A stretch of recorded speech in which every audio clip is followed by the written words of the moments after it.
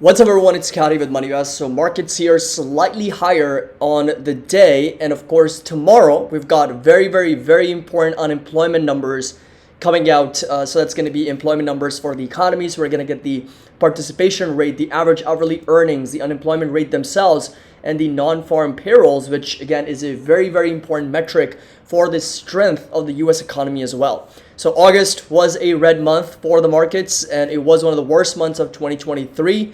September, seasonality wise, is usually the worst month, so we'll find out if this year is indeed going to be true. I did a poll in our Market Open live stream, and the votes were very split. Half of you were expecting the markets to be green and very green in the month of September, and the other half expecting the markets to be red and very red in the month of September. That's usually how it goes when there is a lot of uncertainty around a certain month, seasonality wise, or even a macroeconomic data. So hope you guys enjoyed this video, find it helpful. If you do, make sure that you drop a like. Don't forget to subscribe to the channel. Link to our Discord and Patreon is going to be down below if you're interested in joining, and of course getting access to all the buy and sell alerts, options alerts, trade ideas, swing trading ideas, of course, our members only private videos, intrinsic value spreadsheets. Literally everything is available, and tonight is the last night to take advantage of that 16% annual discount. So that coupon code and of course that discount will expire after today, so August 31st, literally the last day. And I also want to mention the fundamental and technical analysis courses are also 50 to 60% off, and this expires Monday night. So the coupon code is going to be labor4, and you get access to all the courses at a huge discount, and get access to over 100 plus lectures, over 80 plus hours of content, actually 25 hours plus of content. And of course PDF spreadsheets. If you want my intrinsic value spreadsheets, it's included in these courses as well, so links are going to be down below. So markets here, Dow Jones selling off quite aggressively towards the end of the day. We saw some accelerated selling. S&P 500 down 16 basis points. The Nasdaq here up about 0.5%, but of course intraday selling off quite a bit. And we did have over 3,300 stocks advancing on the day, with about 2,600 declining on the day as well. So Nasdaq ekes out a small gain Thursday, but still suffers the worst month in 2023. And at the end of the day, equities are following bonds, so a continued decline in U.S. Treasuries is the keystone in the bridge for more upside in stocks, at least in the near term, is what Joseph Cusick also mentioned, Senior Vice President at Calamos Investments.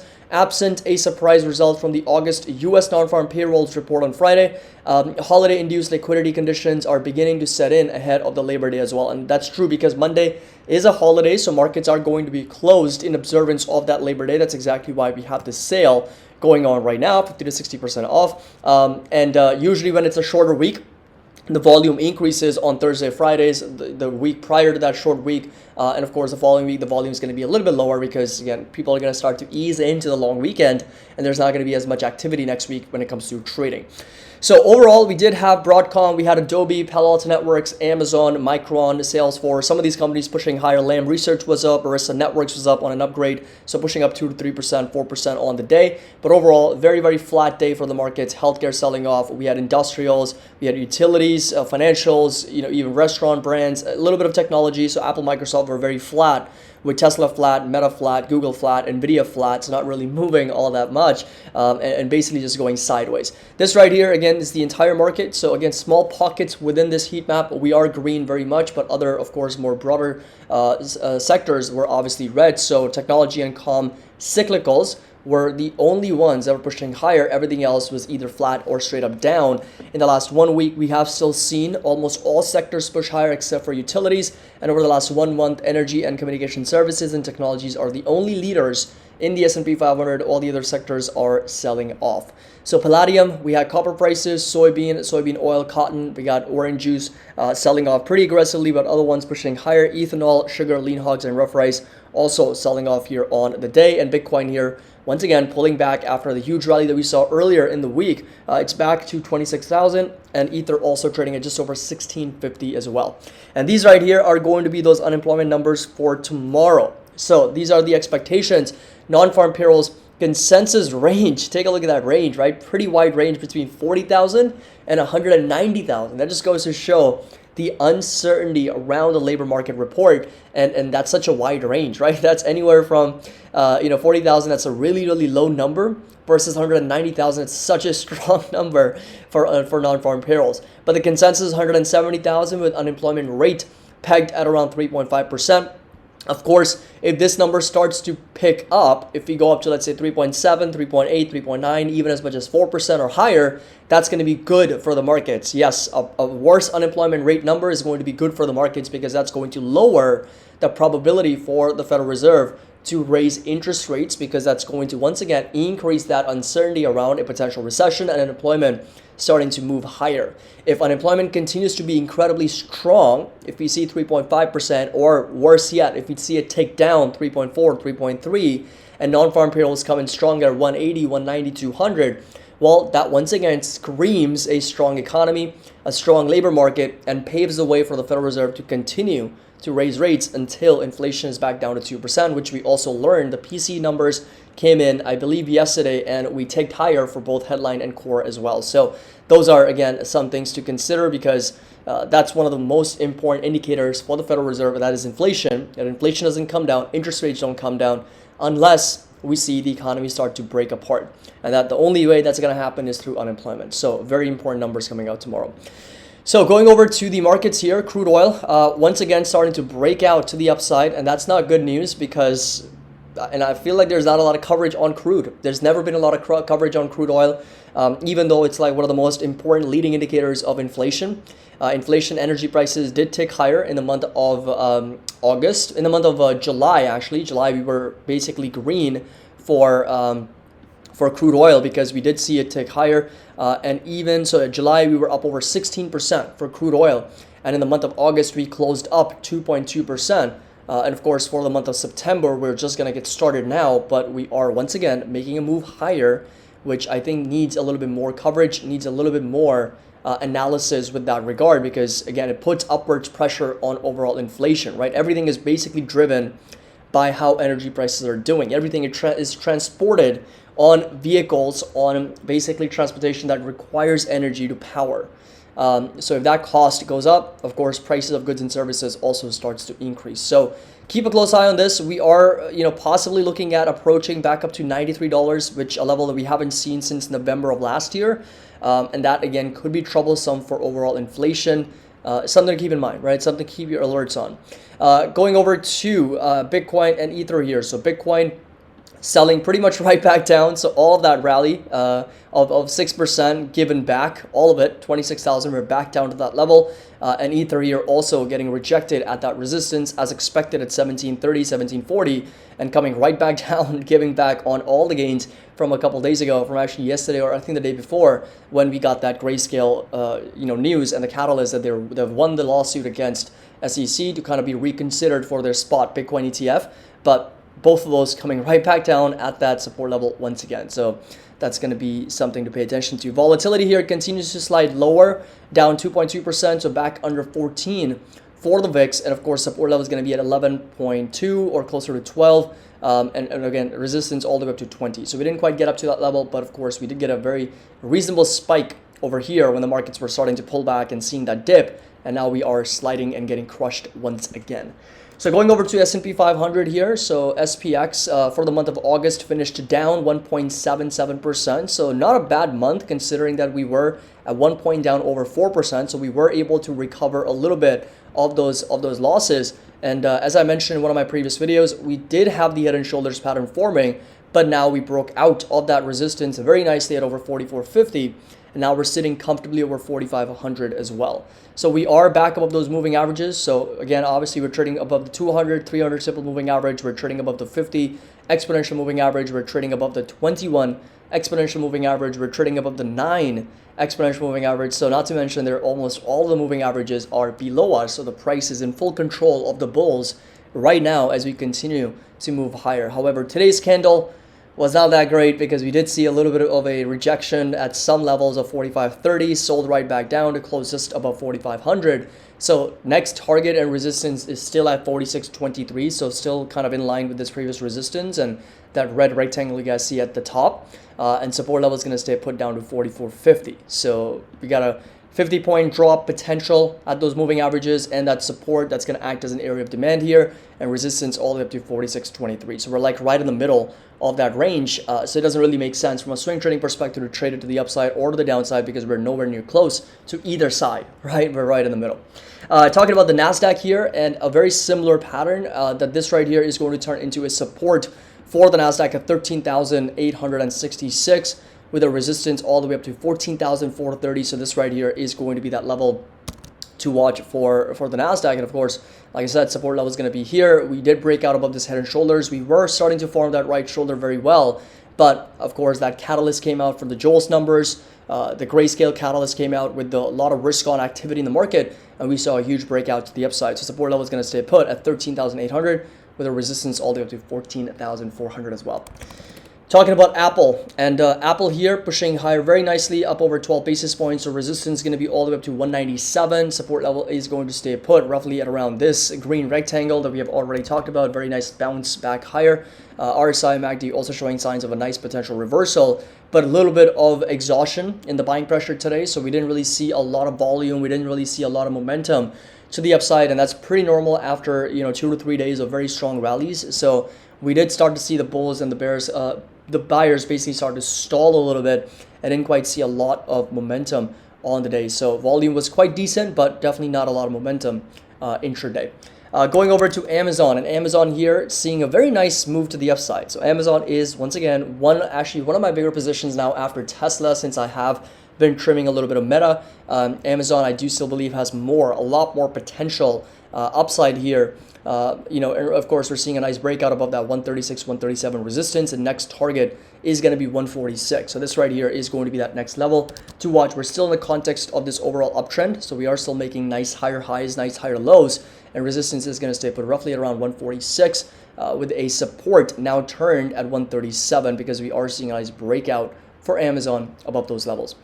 Talking about Tesla here, and Tesla on the day, very, very flat, down about 1%. So actually flat, up over about 0.5%. I was looking at OMXCS here for just a minute. So anyway, Tesla up about 0.5%, trading back up to 258.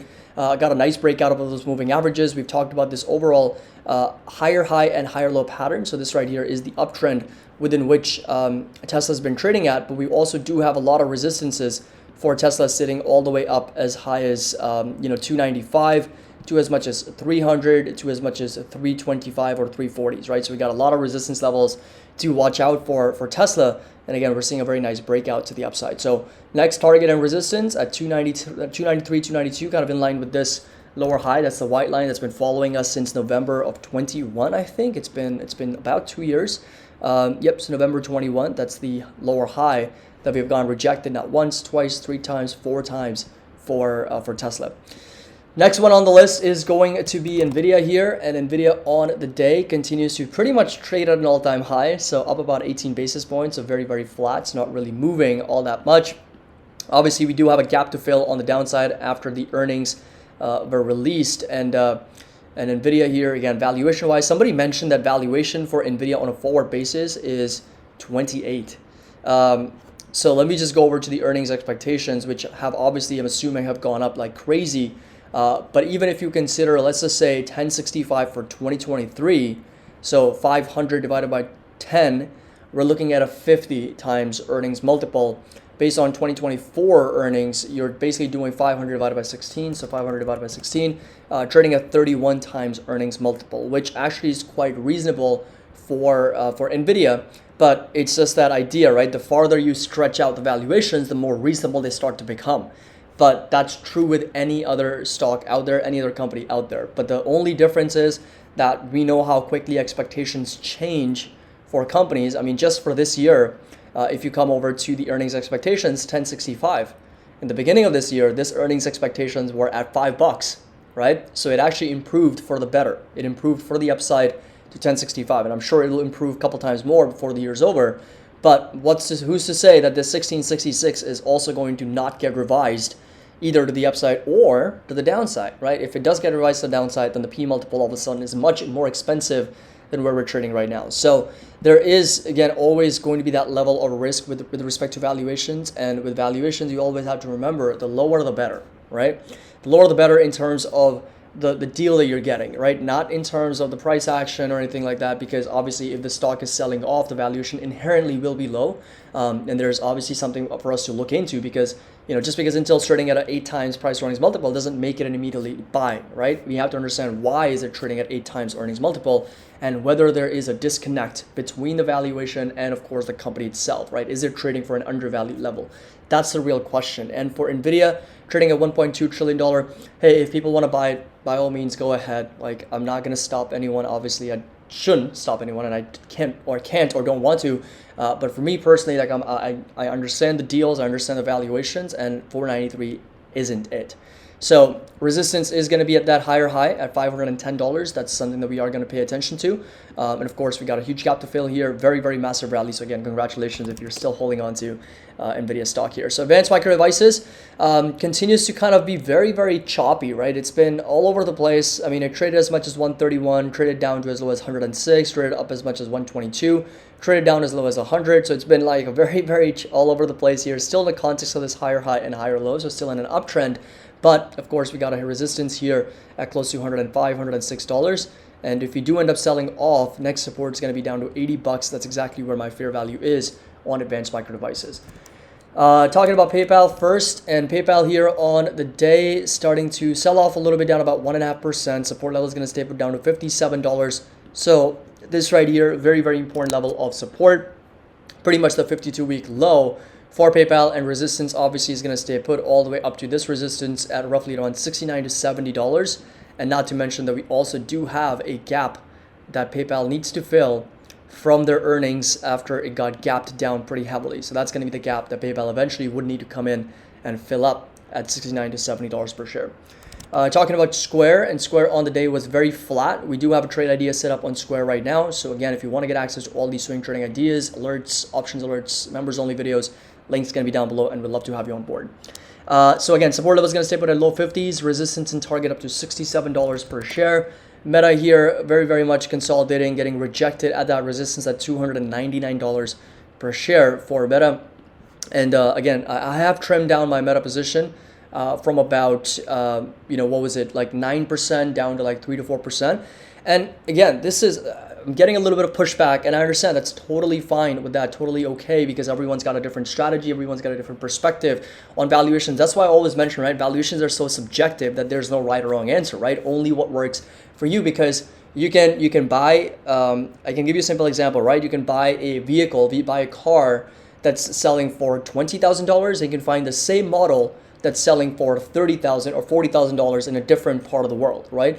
And that's the whole idea, is valuations are very much dependent on the person analyzing and buying and investing in that asset, right? So for you, it might be completely different. For me, it might be completely different. So what I have really just talked about with Meta and why I've trimmed my position is the fact that the valuation, if you just take a look wherever you've come from, right?